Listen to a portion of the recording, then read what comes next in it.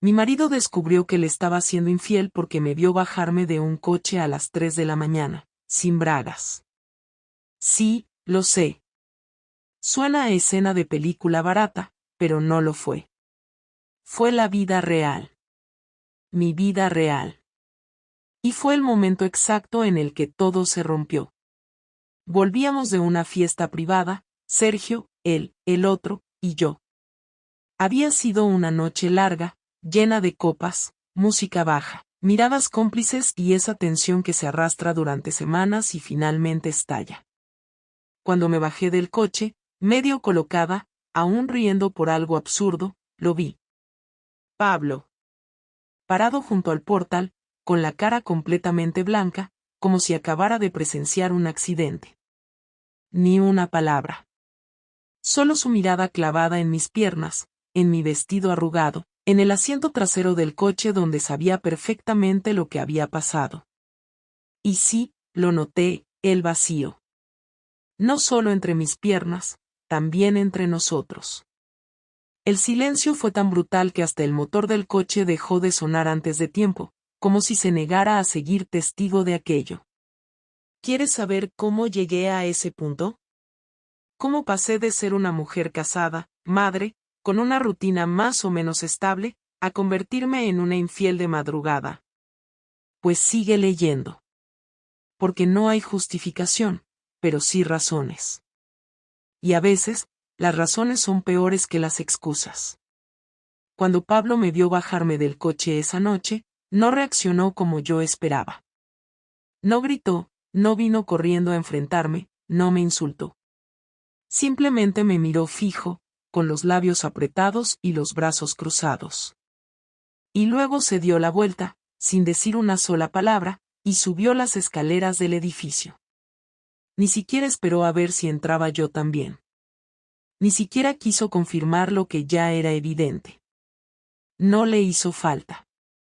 Cuando llegué al piso, la puerta estaba entreabierta. El pasillo estaba en silencio, pero las luces estaban encendidas, todas. Entré despacio, esperando tal vez una emboscada o una escena de drama, pero lo único que escuchaba era mi propia respiración, que aún no se había calmado del todo. Fui directamente al baño, cerré con llave, me miré en el espejo y supe que esa noche iba a cambiarlo todo. Me lavé la cara con agua fría y respiré hondo. No me arrepentía. No en ese momento, al menos. Lo que más me preocupaba era la calma de Pablo. Esa tranquilidad de quien ya no está dolido, sino cansado. A la mañana siguiente me levanté antes que él. Preparé café por costumbre, pero no se lo llevé. Me senté en la cocina, con la taza entre las manos, mirando por la ventana. Lo escuché moverse en la habitación, ducharse, vestirse. Todo en silencio. Cuando por fin apareció en la cocina, me miró como si no me conociera. Se sirvió café sin decir nada y se sentó frente a mí. ¿Quién es? Fue lo primero que dijo. No me esperaba esa pregunta tan directa. Ni un por qué, ni un cuánto tiempo. ¿Solo quién? Supongo que quería ponerle nombre al enemigo antes de decidir qué hacer. Sergio, respondí. No iba a mentir. No tenía sentido. Asintió una vez, sin apartar la vista de su taza. ¿Cuánto hace? Unas semanas, mentí. En realidad eran casi 3 meses, pero si iba a odiarme, que lo hiciera por menos. ¿Te acostaste con él? La pregunta me cortó la respiración un segundo. Podría haber evitado el detalle, podría haber dicho que solo fue una tontería, que no pasó nada físico, que todo fue emocional. Pero ya había cruzado esa línea y no tenía sentido disfrazarla. Sí. No dijo nada. Se levantó, se fue al baño, y no volvió a salir durante más de 1 hora. Yo no me moví. Me quedé sentada en esa silla, intentando no pensar en lo que había hecho, en lo que venía ahora, en si Lucía se iba a dar cuenta de que algo iba mal. Escuché la ducha otra vez, esta vez más larga, como si necesitara quitarse algo de encima. Cuando por fin salió, tenía los ojos rojos, pero no por llorar. Pablo no llora. Estaba furioso, pero esa furia contenida que da más miedo que un grito. ¿Lo trajiste aquí? No, respondí sin dudar. Esa era la verdad. Sergio nunca pisó nuestra casa. ¿Lucía lo conoce? No. ¿Piensas seguir viéndolo? No supe qué decir. No porque no tuviera una respuesta, sino porque no sabía cuál le haría menos daño. Si decía que no, estaría mintiendo. Si decía que sí, sería como escupirle en la cara. No lo sé. Me miró con una mezcla de decepción y desprecio que me dejó clavada al suelo. Luego fue al cuarto, agarró una mochila, metió un par de cosas y salió de casa sin decir a dónde iba. Ni una amenaza, ni un portazo. Solo se fue. Ese fue el verdadero descubrimiento. No solo supo que lo había traicionado, sino que entendió de inmediato que ya no le importaba luchar por mí. No hubo súplica, no hubo escenas, solo un cierre seco, directo, brutal. Y eso dolió más que si me hubiera gritado en la cara o me hubiera echado a la calle. Pasé el resto del día como un autómata. No trabajé, no llamé a nadie. Cuando Lucía llegó del colegio, puse mi mejor cara y le preparé la merienda como siempre. Ella notó algo, lo sé, pero no preguntó. Me abrazó más fuerte esa noche al irse a dormir, como si intuyera que algo estaba mal, y yo me tragué las lágrimas porque llorar no iba a cambiar lo que hice. Al día siguiente, Pablo no volvió. Ni mensajes, ni llamadas. Apareció por la noche solo para recoger más ropa. Yo estaba en la cocina. Entró, no me miró, fue directo al armario, agarró una maleta y salió. Antes de cerrar la puerta, se detuvo. No te molestes en llamarme. Hablaremos solo por el tema de Lucía. Y cerró la puerta. Ese fue el descubrimiento real. No fue ver a su mujer salir del coche sin ropa interior. Fue darse cuenta de que la mujer con la que compartía la vida ya no existía. Y que en su lugar había otra, que no era mejor ni peor, solo distinta. Y que él no tenía ni el más mínimo interés en conocerla. No fue hasta el cuarto día que Pablo decidió hablar. Había estado durmiendo en casa de su hermano, según supe por Lucía, porque él no me dijo ni una palabra. No lo vi, no lo escuché, y si no fuera porque se había llevado su cepillo de dientes y la mayoría de su ropa, podría haber jurado que aún vivía allí. Esa tarde volvió. Eran las 7:30, justo cuando estaba terminando de preparar la cena para Lucía. Entró sin avisar, con paso firme, la cara dura como piedra, y me pidió que habláramos en el salón. Lucía estaba viendo dibujos en su tablet, así que asentí sin decir nada y lo seguí. Se sentó en el sillón sin quitarse la chaqueta, cruzó los brazos y me miró como si yo fuera una extraña que acababa de colarse en su casa. Quiero entender qué coño ha pasado contigo, empezó sin rodeos, y su tono era seco, sin gritos, pero con una tensión que me atravesó la piel. Me senté frente a él, apretando las manos entre las piernas para no temblar. No sé qué decirte, respondí, con la voz más baja de lo que quería. No me digas eso, Clara. No vengas con no sé. Lo sabes perfectamente. Solo quiero oírlo de ti. ¿Por qué? ¿Qué te faltaba? ¿Qué hacía el que yo no? ¿Qué te empujó a joderlo todo así? Tragué saliva. En mi cabeza había intentado preparar una respuesta durante días, pero en ese momento todas se me quedaron cortas. Ninguna explicación sonaba suficiente. Nada de lo que pudiera decir iba a parecerle lógico ni justo. No fue premeditado. Empezó como una tontería. Hablábamos por mensaje, solo eso. ¿Y cómo pasas de mensajes a mamársela en un coche? Me cortó, sin subir el tono, pero con los ojos llenos de rabia contenida. No fue así. No fue tan simple.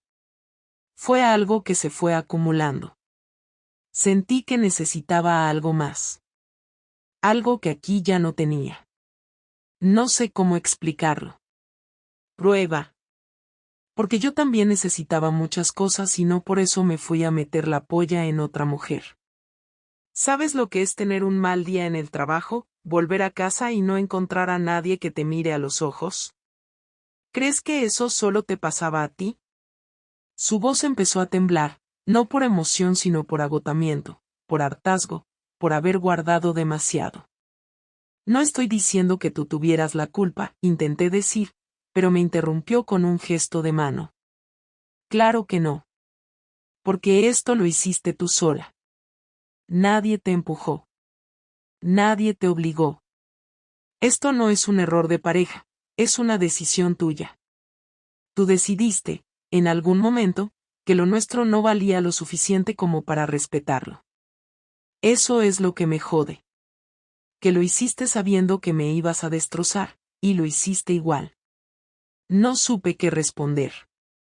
Me quedé callada, con la garganta cerrada, sintiendo que ya no tenía derecho ni a defenderme. Él bajó la mirada, respiró hondo y se frotó la frente con la palma. No sé cómo vamos a seguir con esto. Me duele hasta mirarte. Y no quiero que Lucía tenga que vernos así, como si fuéramos enemigos. Pero tampoco quiero fingir. No puedo. No quiero que esto destruya todo, dije por fin, aunque ni yo misma creía mis palabras. Tarde. Ya lo destruiste, soltó, y por un momento su voz se rompió un poco. No llegó a llorar, pero lo vi parpadear más de la cuenta. No lo hice para herirte. No lo planeé, insistí, aunque sabía que esa excusa era débil. Pues enhorabuena, Clara. Porque aunque no lo planeaste, lo lograste. Me has hecho más daño del que imaginé que podrías. Se levantó. Caminó hasta la puerta del salón y se detuvo ahí, con la mano en el marco, de espaldas a mí. No estoy seguro de querer arreglar esto. No te voy a decir hoy lo que pienso hacer, porque ni yo lo tengo claro. Pero por ahora, vamos a mantener esto entre nosotros. Lucía no tiene por qué saberlo. No aún. Tú la llevas y la traes del cole, y cuando yo venga, hablaré con ella como siempre. Ni una palabra delante de ella, ¿entendido? Entiendo. Y no quiero verte con él. Ni un mensaje, ni una llamada, ni una mirada. Si me entero de que sigues en contacto con él, no solo te vas a quedar sola, sino que me voy a encargar de que Lucía se quede conmigo. Y tengo pruebas de sobra para que un juez me escuche. Asentí. No era el momento de discutir nada. Ni siquiera me importaba lo que dijera sobre la custodia. En ese instante, lo único que me quedaba era el silencio. Y ese silencio duró el resto de la noche. Pablo no era de los que hacían escenas, pero no era ningún ingenuo. Cuando me dijo que no quería volver a saber nada de Sergio, lo dijo completamente en serio. Durante las 2 semanas siguientes se mantuvo firme en su papel de padre correcto y educado, pero ya no era el hombre con el que me había casado. Había algo calculado en cada uno de sus movimientos. Mantenía la compostura delante de Lucía, pero cuando estábamos a solas, su silencio era quirúrgico, como si cada palabra no dicha fuera una advertencia. Yo no insistí en hablar, no intenté explicarme más. Tenía claro que cualquier palabra que saliera de mi boca solo iba a empeorar la situación. Lo que no sabía era que Pablo no pensaba conformarse con mi arrepentimiento. Lo que hizo fue mucho más inteligente que cualquier grito o pelea.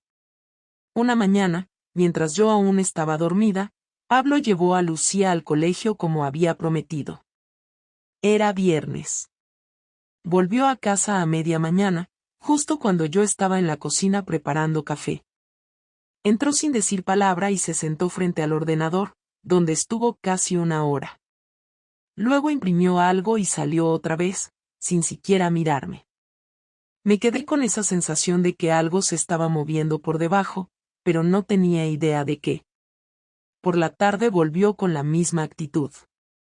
Se encerró en el despacho y no volvió a salir hasta la hora de la cena. Durante el fin de semana apenas cruzó palabra conmigo, pero noté que se pasaba mucho tiempo en su móvil, escribiendo. No disimulaba, porque no le importaba si yo lo veía. Ya no tenía que esconder nada. El lunes me lo dejó claro. Esta semana voy a quedarme con Lucía me dijo mientras desayunábamos los tres. Lucía estaba distraída con su tablet, así que lo dijo con un tono seco, como quien comenta que va a llover. ¿Y eso? Porque me da la gana. No te preocupes, no vamos a discutirlo delante de ella. No respondí. Lo dejé pasar, aunque ya sabía que estaba empezando a mover piezas. Pensé que sería un castigo temporal, pero no lo era. 2 días después, me llegó un correo electrónico desde una dirección que no conocía. El asunto decía Sergio. Lo abrí sin pensar. Era una carpeta de archivos compartidos, llena de capturas de pantalla de mis conversaciones con él, imágenes de nuestras citas, incluso un video corto grabado desde lejos en el que se nos veía besándonos en la terraza de un bar. Lo que más me impactó fue una nota que decía, si decides seguir viéndolo, todo esto será enviado al despacho donde trabaja y al colegio de Lucía. Me quedé paralizada. Pablo no solo había recopilado pruebas, sino que había invertido tiempo en construir algo meticuloso, cruel y efectivo. No tenía que gritarme ni insultarme. Con eso bastaba para poner mi vida patas arriba. Lo llamé al móvil sin pensarlo. Me contestó al segundo tono. ¿Qué coño es esto? Es exactamente lo que parece, respondió con la misma calma con la que te informan de que el gas se ha acabado. Y si vuelves a escribirle, hablarle o verle, lo sabrá tu familia, sus jefes, su novia, si tiene una, y hasta los padres del grupo de WhatsApp del colegio. Tú decides. ¿Estás enfermo? No, Clara. Estoy furioso. Y soy metódico. Pensaste que ibas a joderme y que iba a quedarme quieto. Te equivocas. Colgó. No supe si llorar o romper algo. Me senté en el suelo de la cocina y me quedé ahí un buen rato, sin pensar en nada. Pablo me estaba mostrando que no iba a pelear por mí, pero tampoco iba a dejarme ir sin consecuencias. No quería venganza física ni destruirme públicamente. Solo quería que sintiera exactamente lo que él había sentido, impotencia, humillación, miedo. Y lo estaba logrando. El hecho de que lo hiciera en silencio, con una precisión milimétrica, era lo peor. Esa noche, cuando volvió con Lucía, actuó como si nada hubiera pasado. Le preguntó por el día, la ayudó con la tarea, le leyó un cuento. Yo estuve en silencio, sin saber cómo moverme, sin saber si estaba libre o atrapada en una red de la que no tenía escapatoria. Al día siguiente, antes de irse al trabajo, me dejó una hoja impresa sobre la mesa. Era una lista. En la parte de arriba ponía, condiciones para seguir viviendo bajo el mismo techo. Leí cada punto con el corazón en la garganta. Nada de citas. Nada de redes sociales. Nada de claves nuevas en el móvil. Permiso para revisar mi correo. Y lo peor, 0 contacto con Sergio, ni en persona ni por medios electrónicos. Cualquier incumplimiento, y la carpeta sería enviada sin aviso.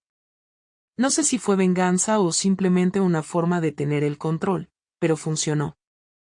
No volví a escribirle a Sergio. Lo bloqueé en todas partes. Borré todo. No porque quisiera, sino porque tenía miedo. Pablo me convirtió en una prisionera de mis propios actos. Y lo peor fue saber que, aunque yo pedía perdón cada noche en silencio, él ya había empezado a vivir de otra manera. Le devolví todo lo que alguna vez me dio, pero no de la forma que esperaba. Y ahora era él quien decidía cuánto me iba a costar quedarme. No hubo una fecha exacta para la última conversación, solo un momento en el que el silencio dejó de ser útil. Habían pasado 3 semanas desde que Pablo me impuso sus condiciones. Yo las había cumplido todas. No por convicción, sino porque sabía que cualquier desliz sería usado como arma directa contra mí. Me movía con cuidado por la casa, evitaba sus ojos, no opinaba sobre nada que no fuera estrictamente necesario, y me volví casi invisible para no provocar una reacción. Él no decía mucho, pero lo observaba todo. Esa noche, sin embargo, fue distinta. Lucía se había quedado a dormir en casa de su prima, y por primera vez en mucho tiempo, nos quedamos los dos solos en casa sin excusas para evadirnos. Yo cené antes que él, limpié todo, y me encerré en el dormitorio. A los 10 minutos, escuché cómo abría la puerta y entraba. Caminó hasta el armario, se quitó la chaqueta, se sentó en el borde de la cama y habló sin mirarme.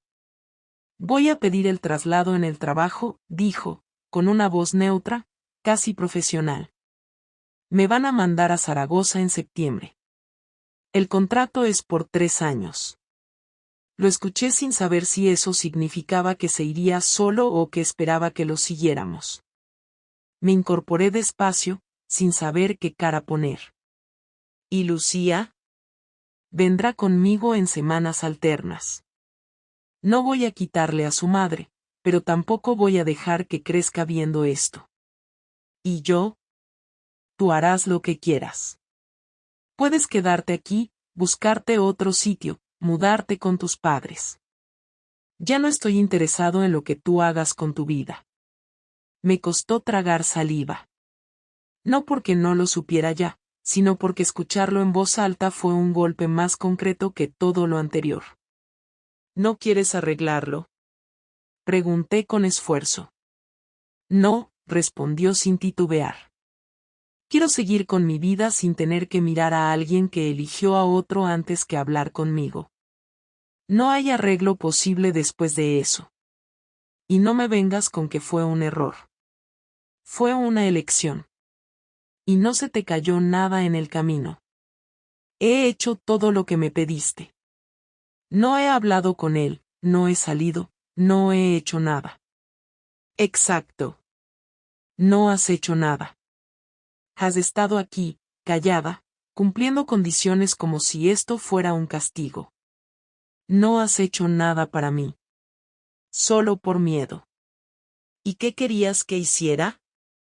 Que fueras honesta desde el principio.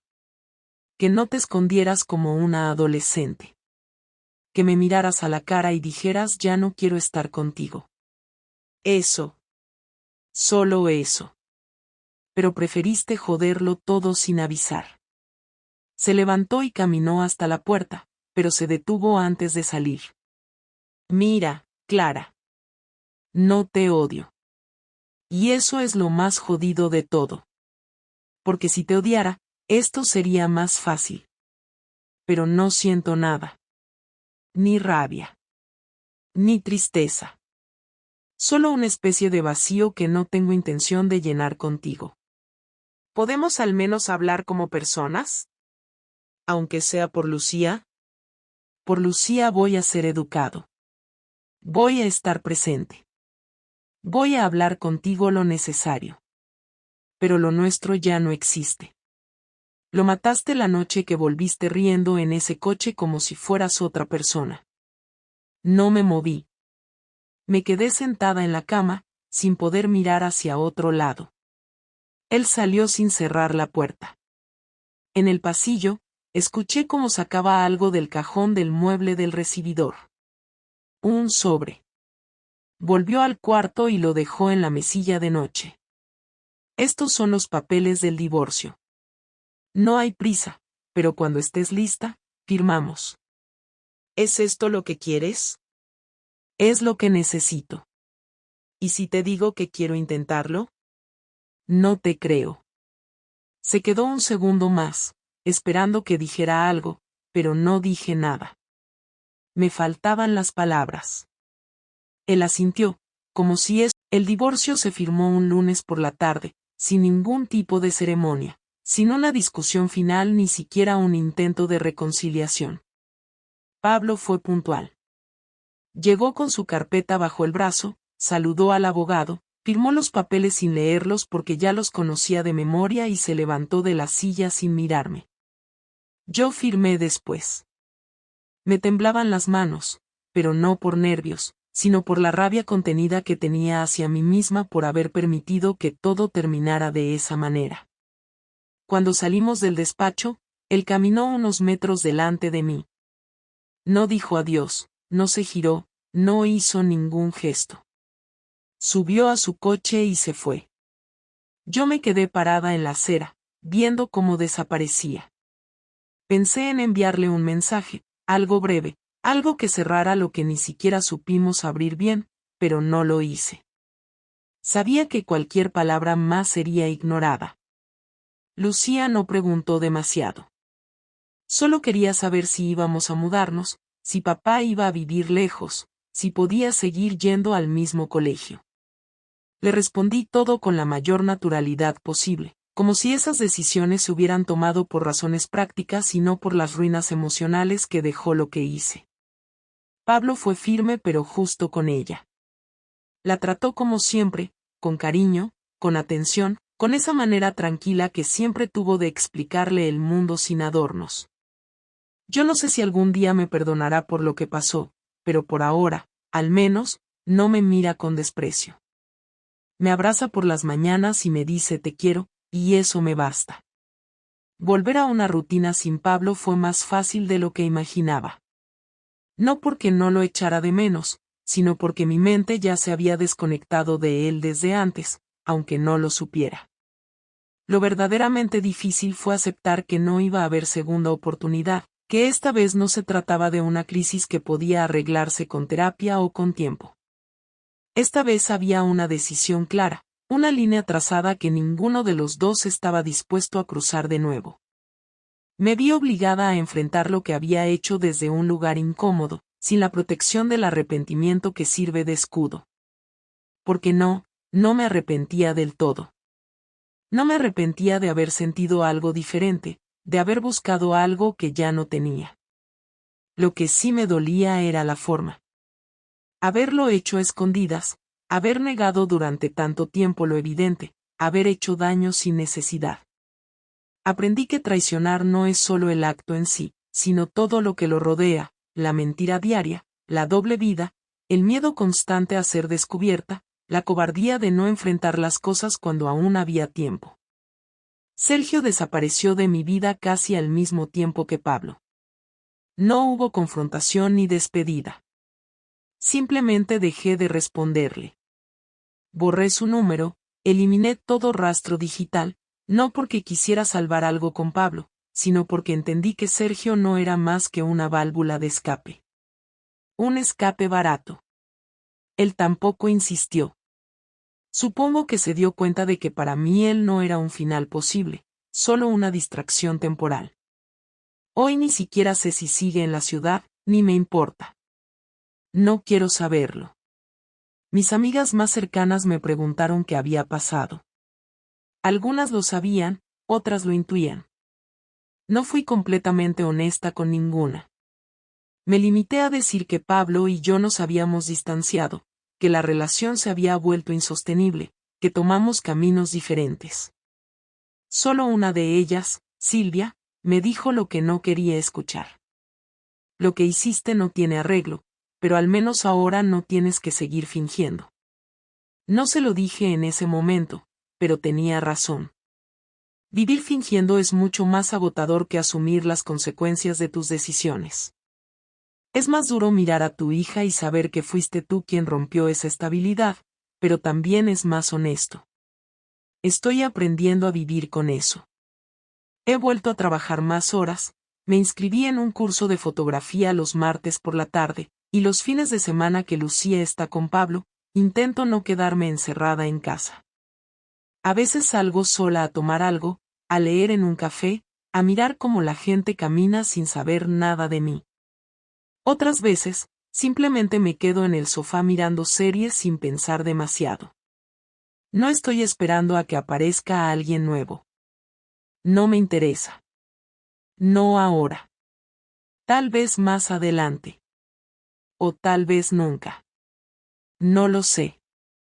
Lo que sí sé es que, si alguna vez vuelvo a estar con alguien, será desde otro lugar.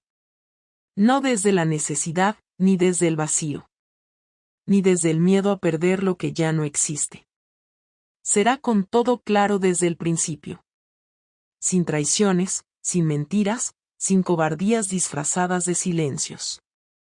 Esta historia no tiene un final feliz. Tampoco uno trágico. Solo tiene un cierre. Y a veces, eso es lo más que se puede pedir.